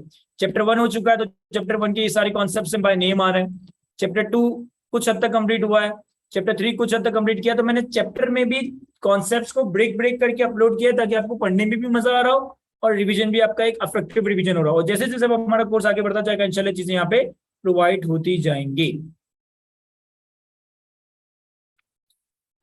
अच्छा, एक जो मुझे 1-2 बैचेस से स्टूडेंट्स का फीडबैक मिल रहा है जिन्होंने मुझसे पढ़ा है कि सर इनकम टैक्स की कवरेज हो जाती है लेकिन सेल्स टैक्स का एरिया और एफईडी का एरिया ना काफी टेक्निकल होता है, और आप इनकम टैक्स के बाद हमें सेल्स टैक्स और एफईडी कवर करवाते तो हमें इतनी अच्छी ग्रिप सेल्स टैक्स एफईडी में नहीं आती as compare to income tax. तो आप इसके लिए या तो अपना कोर्स सेल्स टैक्स से स्टार्ट कर दें या इसको पैरेलल चलाएं। तो ये फीडबैक मुझे 2-3 अटेम्प्ट से मिल रहा है, तो इस दफा मैंने ये डिसाइड किया है कि मैं सेल्स टैक्स से अपने कोर्स को स्टार्ट नहीं करूंगा। सेल्स टैक्स तो मैं कोर्स तो अपना इनकम टैक्स से ही स्टार्ट करेंगे, लेकिन सेल्स टैक्स में आप लोगों को पैरेलल प्रोवाइड करना शुरू कर दूंगा। यानी इनकम टैक्स की कंप्लीशन के बाद हम सेल्स टैक्स स्टार्ट नहीं करेंगे, बल्कि सेल्स टैक्स के भी लेक्चर्स अपडेट करके मैं आप लोगों को पैरेलली प्रोवाइड कर रहा हूँ, ताकि आप लोग इनकम टैक्स और सेल्स टैक्स और एफईडी का एरिया साथ लेके चल रहे हो और इक्वल वेटेज के साथ तीनों एरियाज के ऊपर फोकस्ड हो, तीनों सब्जेक्ट, तीनों एरियाज की मेहनत कर रहे हो, किसी एक एरिया को स्पेसिफिकली एंड में ना देख रहे हो। तो इंशाल्लाह होपफुली इस दफा सेल्स टैक्स में बहुत सारी एडिशन भी करनी है, एफईडी में बहुत सारी एडिशन करनी है, क्योंकि सेल्स टैक्स और एफईडी वाला एरिया दिन भर मतलब अटेम्प्ट बाय अटेम्प्ट मुश्किल होता जा रहा है। कभी वो उल्टे सीधे जनरल ऑर्डर से कोई चीज पूछ लेता है, कभी एफबीआर के सर्कुलर से कोई चीज पूछ लेता है, कभी एसआरओ से कोई चीज पूछ लेता है। इस दफा इंशाल्लाह सेल्स टैक्स और एफईडी के एरिया में स्पेसिफिकली बहुत ज्यादा हमने जान मारनी है, बहुत ज्यादा नए एडवेंचर्स करने, बहुत ज्यादा नई चीजों को कवर करनी है। तो इस दफा जो सेल्स टैक्स और एफईडी है वो मैं बिल्कुल एंड में नहीं बल्कि इनकम टैक्स के साथ पैरेलली उसके लेक्चर्स प्रोवाइड करूंगा। और एक डिटेल जो एडिशनल ग्रे एरिया जिसकी बात की गई, सर बहुत सारे एरिया हमारे पास ग्रे एरिया होता है सेल्स टैक्स और एफईडी में। कभी वो एसआरओ से कुछ पूछ लेता है, कभी वो जनरल ऑर्डर से कुछ पूछ लेता है। तो इंशाल्लाह हम इस दफा इसको मैक्सिमम हद तक कवर कर रहे होंगे।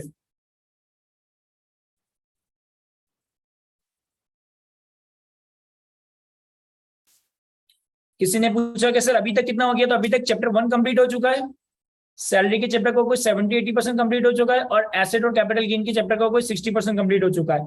तो ये हार्डली मैं समझता हूँ कोई 20-25 घंटे के लेक्चर्स हो चुके हैं जो कि आपने रिकॉर्डिंग्स की फॉर्म में कवर करने होंगे, और इसके बाद का जो एरिया वो आपको रिकॉर्डिंग और लाइव दोनों फॉर्म में प्रोवाइड किया जा रहा होगा। किसी ने सवाल पूछा कि न्यूमेरिकल कब स्टार्ट होंगे, तो जैसे कि मैंने डिस्कस किया, मैं ऐसा नहीं करूंगा कि पहले सारी चीजें पढ़ा दूं और उसके बाद आप लोगों को पास पेपर से न्यूमेरिकल करवाऊं। हर चैप्टर के साथ उसके जितने पास पेपर, जितने न्यूमेरिकल से वो हम चैप्टर के साथ साथ ही कवर कर रहे होंगे। लाइक सैलरी कवर हो रहा है तो सैलरी के न्यूमेरिकल सैलरी के साथ ही कवर होंगे, सैलरी के पास पेपर सैलरी के साथ ही कवर होंगे। इनकम फ्रॉम प्रॉपर्टी पर आएंगे तो इनकम फ्रॉम प्रॉपर्टी के न्यूमेरिकल और पास पेपर सारी चीजें साथ साथ कवर हो रही होंगी। जी वसीम, बिल्कुल आप ताहिर को कांटेक्ट करके सेल्स टैक्स और एफईडी के लिए भी सिर्फ क्लासेस ले सकते हैं, लेकिन सेल्स टैक्स और एफईडी की क्लासेस जाहिर है कि उस वक्त आपको प्रोवाइड की जाएगी जब मैं उसको पढ़ाना या उसके लेक्चर्स प्रोवाइड करना शुरू करूंगा। किसी ने सवाल पूछा कि सर बेरेक्ट के अलावा कौन से सर्कुलर्स और एसआरओस करने की जरूरत है, क्योंकि प्रैक्टिकली तो बहुत सारे एसआरओस और बेरेक्ट हैं। देखिए प्रैक्टिकली तो कोई सैकड़ों नहीं, शायद हजारों सर्कुलर्स और एसआरओस है, लेकिन जाहिर है कि सारे सर्कुलर्स और सारे एसआरओस रेलिवेंट नहीं होते। और वो तो थ्रू आउट द कोर्स ही मैं आपको गाइड करूंगा कि कौन सा एसआरओ, कौन सा सर्कुलर आपके एग्जाम के लिए रेलिवेंट है, कौन सा इरेलीवेंट है, कौन सा लाइव है, कौन सा आउटडेट हो चुका है। तो ये चीज मैं अभी तो आंसर नहीं कर सकता, लेकिन जैसे जैसे हमारा कोर्स बढ़ेगा तो उसके साथ साथ डिस्कस किया जा रहा होगा। कोई और सवाल किसी का स्पेसिफिकली? अच्छा, आपने अब जो जो बिल्कुल अभी ज्वाइन कर रहे हैं, जो रिफ्रेशर बैच में ज्वाइन कर रहे हैं, उसमें करना ही है, कोई जल्दबाजी मत कीजिएगा एनरोलमेंट करवाने की, कोई जल्दबाजी मत कीजिएगा आईक्यू में रजिस्टर्ड होने की। आप iqsf.pk पे जाओगे,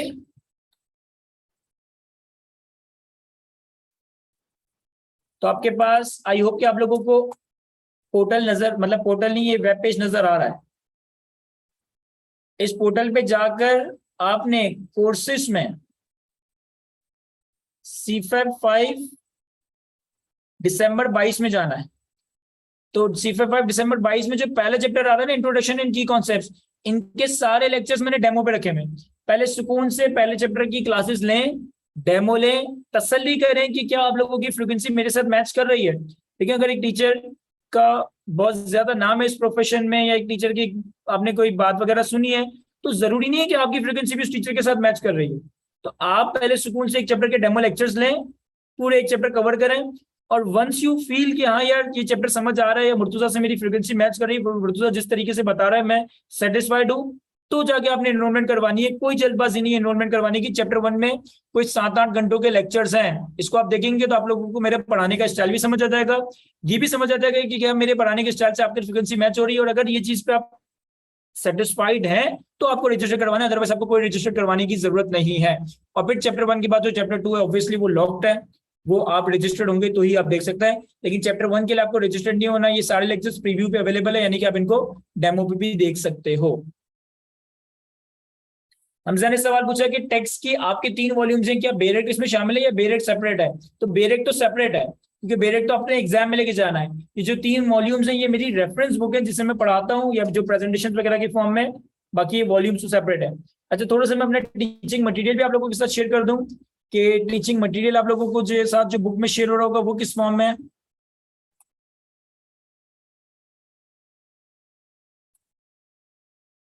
जैसे फॉर एग्जांपल के एक चैप्टर सैलरी, तो आपके पास सैलरी के जितने कॉन्सेप्ट है वो इन्फोग्राफिक प्रेजेंटेशंस की फॉर्म में आ रही होंगी, ताकि आपको पढ़ने में भी थोड़ा बहुत एक दिलचस्पी बन रही हो, बहुत ज्यादा बोरियत ना हो रही हो। नहीं, हर चीज को जहां जहां टेबुलर डायग्राम बन सकती है, जहाँ पे कोई टी डायग्राम बन सकती है, इस तरीके से मैंने इसको प्रेजेंट करने की कोशिश की है। तो ये पूरे चैप्टर के कॉन्सेप्ट है।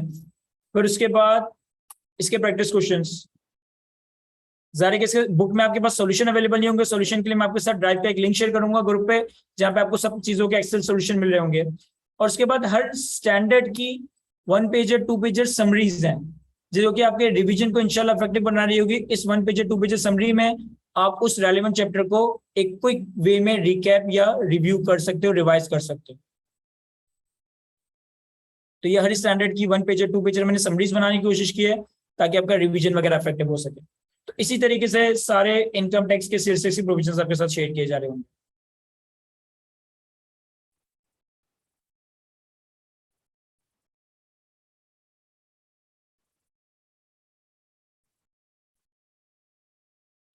किसी ने सवाल पूछा कि सर हम क्लासेस नहीं ले रहे हैं तो क्या ये एसआरओस और सर्कुलर्स की कॉपीज आपके पास है? द आंसर इज नो, ये कॉपीज वगैरह मेरे पास अवेलेबल नहीं है। और प्रैक्टिकली इसको इंटरनेट पे सर्च वगैरह करना भी एक यूजलेस एक्टिविटी है। फिर आपको डिफरेंट जो टैक्स के लॉयर्स वगैरह है उनकी किताबों में ये मिल सकते हैं, लेकिन वो भी इतने ज्यादा अच्छी फॉर्म में नहीं होते। आप एफबीआर की वेबसाइट्स पे जाके देख सकते हो, लेकिन अगेन ये बहुत ही कम्बरसिव एक्टिविटी है, क्योंकि एफबीआर ने अगर एक सर्कुलर इशू करा, उसके बाद उस सर्कुलर में 10 दफा चेंजेस की, तो बार बार एक चेंज का सर्कुलर इशू करा। तो आप लोग एफबीआर की वेबसाइट पे जाके खुद देख सकते हो कि अगर आप इन एसआरओ नोटिफिकेशन में जाओगे, फिर एसआरओ नोटिफिकेशन में लेट्स से मैं इनकम टैक्स में जाता हूँ, तो ये पूरे इनकम टैक्स आ रहे हैं कि 2022 पता नहीं 1960 से लेकर उसके बाद जितने एसआरओज हैं वो सारे आते जाएंगे। कोई 890 एंट्रीज आ रही है। तो इनकम टैक्स की कोई 890 सिर्फ एसआरओज हैं। सर्कुलर्स अलग है, जनरल ऑर्डर अलग है, सेल्स टैक्स का सब कुछ अलग है, एफएटी का सब कुछ अलग है। कोर्स का ड्यूरेशन जैसे कि मैंने बताया अराउंड 150 टू 170 आवर्स का ड्यूरेशन है। उस्मान आप मुझे व्हाट्सअप कर दे, मैं उसको आंसर कर दूंगा।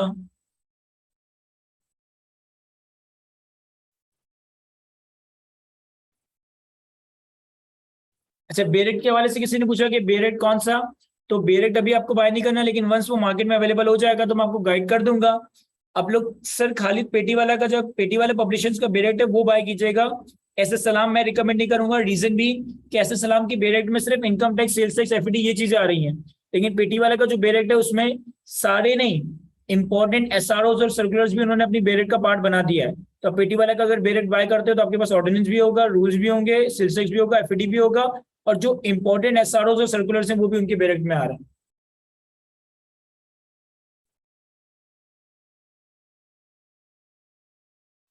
हमार ये समरी सारी बुक में अवेलेबल होंगी।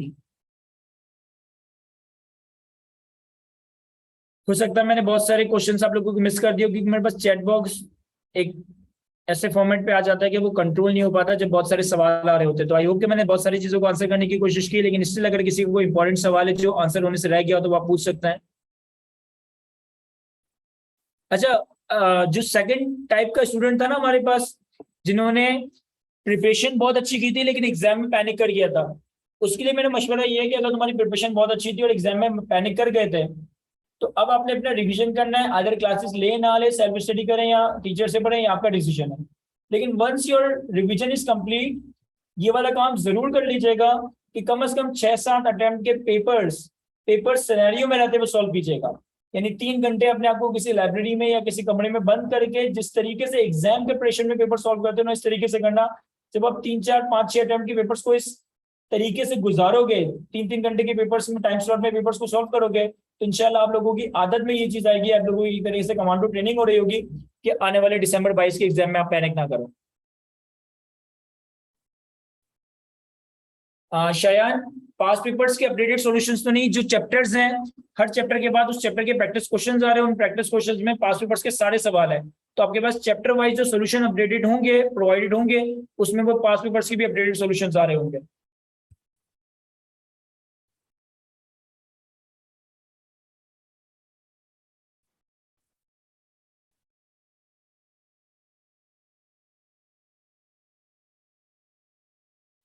अच्छा, एक चीज मैं थोड़ा सा क्लियर कर दूं, अभी भी मुझसे किसी ने, बहुत सारे लोगों ने चैट बॉक्स में पूछा है, और ये एक शिकवा रहता है आप लोगों का टीचर से या स्पेसिफिकली शायद मुझसे, कि जो है ना व्हाट्सएप पे रिस्पॉन्स स्लो आ रहा होता है, व्हाट्सएप पे रिस्पॉन्स इमीडिएट नहीं आ रहा होता। तो देखिए, थोड़ा सा इस चीज को मेरे पॉइंट ऑफ व्यू से समझने की कोशिश कीजिएगा कि मेरे पास अलहमदुलिल्लाह हंड्रेड्स ऑफ स्टूडेंट्स हैं, सीए के 5-5 सब्जेक्ट्स हैं। तो हर स्टूडेंट को व्हाट्सएप पे रिप्लाई करना मेरे लिए ह्यूमनली ही पॉसिबल नहीं है। मैं कभी भी अगर अपना व्हाट्सएप खोलता हूँ ना, वो नंबर जो मैंने स्टूडेंट के साथ शेयर किया हुआ है, तो अब तो वो नौबत आ गई है कि उसमें कोई 1000-1500 अनरीड मैसेज रखे हुए हैं। और जाहिर है कि 1000-1500 अनरीड मैसेज देखिए मेरी हिम्मत ही नहीं होती कि मैं उसको खोल के उसको आंसर करूँ। मैं आंसर करूँ भी तो हर दिन कोई 100-200 नए मैसेज आ जाता है। तो ये कोई एक दिन में अगर मैं आंसर करने लगूँ तो 4-4-5-5 घंटे तो सिर्फ आंसर करने में लग जाते हैं। तो जाहिर है कि मेरे लिए प्रैक्टिकली या ह्यूमनली पॉसिबल ही नहीं है कि मैं व्हाट्सएप पे आंसर कर सकूँ। देखो, इसका सोल्यूशन बड़ा जेन्युइन है, मतलब सिंपल सा सोल्यूशन है, और मैं समझता हूँ ये जस्टिफाइड भी है। आप लोगों की हफ्ते में 2 से 3 लाइव क्लासेस तो होंगी, क्योंकि जाहिर है मुझे एक कट्टा कोर्स लाइव क्लासेस में भी कवर करवाना है, तो हफ्ते में कम से कम भी 2 क्लासेस तो आपकी लाइव होंगी। आपकी हफ्ते की जो भी क्वेरीज है, आप लाइव क्लास में अपेयर हो, सवाल पूछे। और जब हमारा कोर्स चल रहा है, तो हफ्ते में हमारी 2 लाइव क्लासेस हो रही हैं, 2 से 3 भी हो सकती हैं। आप उसमें अपनी क्यूरीज पूछे। और जब हमारा कोर्स कंप्लीट हो जाएगा, यानी कि एग्जाम का जब आखिरी महीना आएगा, तो फिर हफ्ते में 2 Q&A सेशंस हो रहे होंगे। यानी कि एग्जाम का जो लास्ट मंथ होगा ना, उसमें हर वीक में ये कम से कम 2 Q&A सेशन बता रहा हूँ, 2 से ज्यादा भी हो सकते हैं। तो फिर आखिरी महीने के अंदर Q&A सेशंस हो रहे होंगे। उस Q&A सेशंस में आप लोगों को अगेन प्लेटफॉर्म प्रोवाइड किया जा रहा है कि जो सवाल है, जैसे सवाल है, आप मुझसे आगे पूछ सकते हो। लेकिन मुझे व्हाट्सएप मैसेज करके और व्हाट्सएप मैसेज में भी वॉइस नोट रिकॉर्ड करके भेजना और मुझसे एक्सपेक्ट करना कि मैं जवाब दूंगा, तो प्लीज ये एक्सपेक्टेशन मुझसे ना रखिएगा। मैं व्हाट्सएप क्यूरीज का जवाब नहीं दे सकता, क्योंकि मेरे लिए ह्यूमनली पॉसिबल नहीं है कि मैं डेली बेसिस पे 100-200 मैसेजेस के जवाब दूं। वॉइस नोट्स को सुनना, मैसेजेस पे टाइप करना, ये बहुत एक हेक्टिक या अनरीजनेबल एक्टिविटी बन जाती है बीइंग अ टीचर। तो लाइव क्लासेस में आके सवाल पूछे, कैंपस चक्कर लगता है, फिजिकली मुझसे सवाल पूछे, एग्जाम से 1 महीने पहले जितने Q&A सेशन हो उसमें सवाल पूछे, वो सारे सवाल इंशाल्लाह आंसर होंगे। लेकिन व्हाट्सएप पे रिस्पॉन्स रेट ऑब्वियसली 0 होगा। अच्छा, एक चीज जो मैंने पिछले 3-4 बैचेस से की है कि मेरी एक टीम मेंबर है मिस यूसरा, वो मेरे व्हाट्सएप ग्रुप का पार्ट है। तो अगर व्हाट्सएप पे सवाल वगैरह आते हैं तो वो जवाब दे देती है, लेकिन ज़ाहिर है कि उनके जवाब में स्टूडेंट्स को हो सकता है कि सेटिस्फेक्शन ना आ रही हो, या उनका जवाब भी इतना इमीडिएट ना आ रहा हो। तो टीम मेंबर्स तो हैं जवाब देने के लिए, लेकिन एट टाइम्स उनके पार्ट में भी डिले आ जाता है, या स्टूडेंट्स उन जवाब से सेटिस्फाइड नहीं होता। तो मुझसे आपको जवाब बिल्कुल मिलेगा, लेकिन वो लाइव क्लासेस में और Q&A सेशंस में मिलेगा। व्हाट्सएप पे मैं जवाब नहीं दे सकूंगा। जी बिल्कुल, जब डायरेक्ट अवेलेबल हो जाएगा तो IPSF पे भी अवेलेबल होगा। आप पेटी वाले पब्लिशर से जाके परचेज करें, IPSF के जो बुक शॉप है उससे परचेज करें, it would not make any difference. कोई और सवाल, कोई और बात जो कवर ना की हो, मैंने मिस हो गई हो, किसी का सवाल इग्नोर हुआ होगा, अगर तो वो अनइंटेंशनल इग्नोर हुआ होगा, क्योंकि चैट बॉक्स बहुत अनकंट्रोलेबल वे में चलता है, बहुत सारी चैट्स आ जाती है, तो आप लोग मुझसे दोबारा पूछ ले काइंडली।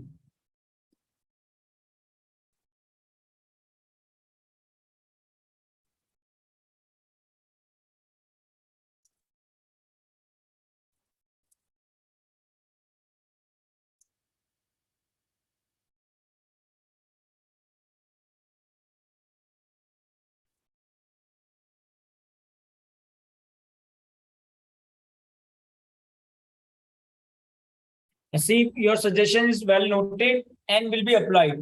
मेरी हमेशा से ये होती है कि यार अगर मैं एक चैप्टर की लेक्चर्स प्रोवाइड कर रहा हूँ तो आप उस चैप्टर को देखकर देन एंड देयर उस आने वाली नेक्स्ट क्लास में उससे सवाल पूछ लो। लेकिन थोड़ा सा प्रॉब्लम ये होता है कि हमारी जो पॉपुलेशन है ना, कि लेट्स से कि मेरे पास 100 स्टूडेंट्स हैं, तो 100 स्टूडेंट्स में से 10 स्टूडेंट्स तो शायद लाइव क्लास ले रहे होंगे, 20 ऐसे होंगे जो रिकॉर्डेड लाइव के साथ साथ चला रहे होंगे, यानी जैसे टीचर ने पढ़ाया उसका रिकॉर्डेड ले लिया। लेकिन अनफॉर्चुनेटली कोई 70 स्टूडेंट्स ऐसे हैं जो आखिरी के 1 महीने में लेक्चर्स देख रहे होंगे। तो मुझे पता है कि अगर एक चैप्टर के लेक्चर प्रोवाइड करने के बाद मैंने उस चैप्टर की लाइव क्लासेस भी रखनी है ना, उसमें भी पॉपुलेशन ना होने के बराबर होगी। तो बिल्कुल ये एक्टिविटी रहेगी कि हर वीक आपकी 2 लाइव क्लासेस हो रही होंगी, उस वीक के जितने लेक्चर्स के सवाल है आप बिल्कुल मुझसे लाइव क्लासेस में पूछ लें। अच्छा, साकिब ने सवाल पूछा है कि सर आप ईयरली पास पेपर्स के अपडेटेड सॉल्यूशंस एंड में भेजेंगे जब भी अपलोड कर सकते हैं सॉफ्ट में। देखिए, वंस हमारा कोर्स कंप्लीट हो जाएगा ना, तो ओपन बुक के जितने एग्जाम है ना, यानी कि जो भी 6 लास्ट अटेम्प्ट गुजरी ओपन बुक की, इन 6 अटेम्प्ट्स के अपडेटेड सॉल्यूशंस मैं आपको बिल्कुल प्रोवाइड करूंगा, सिर्फ सॉफ्ट कॉपी में नहीं बल्कि वीडियो फॉर्म में।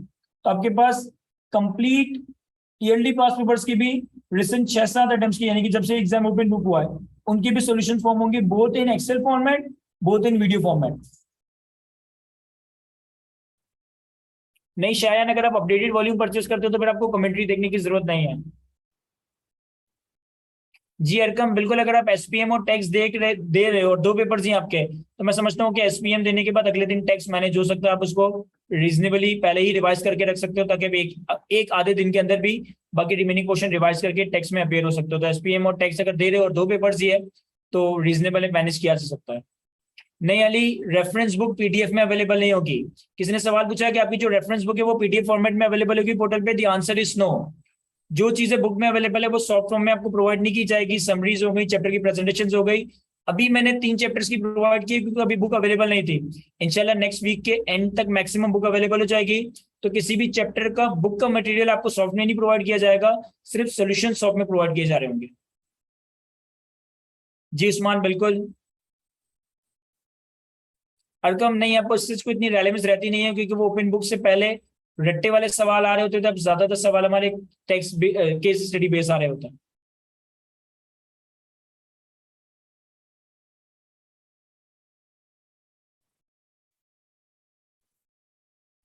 शायद मैनेज हो सकता है, क्योंकि तुम्हारा MSA 2 वेडनेसडे को, ट्यूसडे को है, ऑडिट थर्सडे को है, और टैक्स सैटरडे को है। तुम्हारे पास तीनों पेपर्स के अंदर एक एक दिन का गैप है। मैं समझता हूँ ये गैप इतना है जिसमें तुम रिवाइज कर सकते हो। और ये समझ लो कि ICAP की तरफ से, अल्लाह की तरफ से एक नेमत है कि आप लोगों के पास पूल ऑफ पेपर्स है जिसमें आपको पिक करना है। मैंने जिस टाइम में मॉड्यूल ई और एफ दिया था, उस दिन Monday Tuesday Wednesday Thursday module E के 4 दिन पेपर होते थे, और Monday Tuesday Wednesday Thursday module F के 4 पेपर होते थे। फाइनल में कोई गैप नहीं हुआ करता था। तो हमने भी पेपर्स निकाले अलहमदुलिल्लाह, फर्स्ट अटेम्प्ट में निकाले। तो आप लोगों के पास तो गैप की फैसिलिटी, और आपका MSc 2 ऑडिट और टैक्स से मैं समझता हूँ ये रीजनेबल कॉम्बिनेशन है। आपके पास हर पेपर में एक एक दिन का गैप है, आप इसको रिवाइज कर सकते हो। अरकम, परचेज करनी होगी।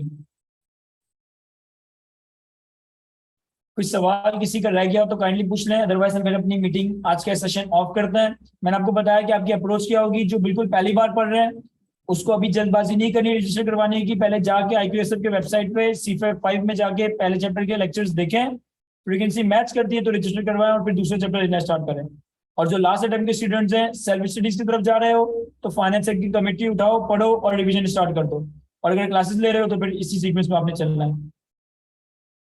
काजिम, जैसे कि मैंने बताया कि मैं सेल्स टैक्स पहले स्टार्ट नहीं करूंगा क्योंकि मैं इनकम टैक्स ऑलरेडी स्टार्ट कर चुका हूं, लेकिन मैं सेल्स टैक्स एंड में भी नहीं करवाऊंगा।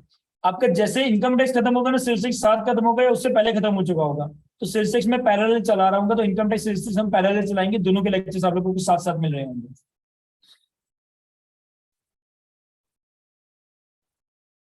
कोई सवाल किसी का रह गया हो?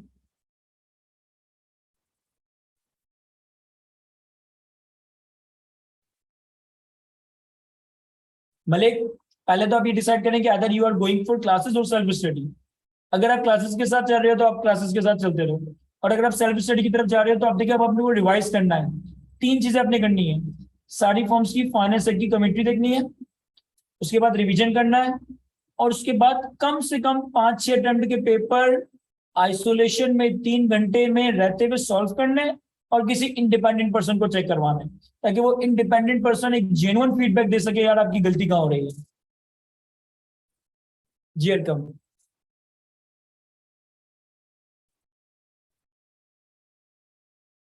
चलिए सर, आई गेस कि अब और सवाल नहीं है तो मैं आज के सेशन यहीं पर रखता हूँ। इंशाल्लाह फिर नेक्स्ट क्लास में आप लोगों से मुलाकात होगी। जो भी नेक्स्ट क्लास का टाइम टेबल वगैरह होगा वो ग्रुप पे भी शेयर हो जाएगा और IQSF के फेसबुक पेज पे भी शेयर हो जाएगा।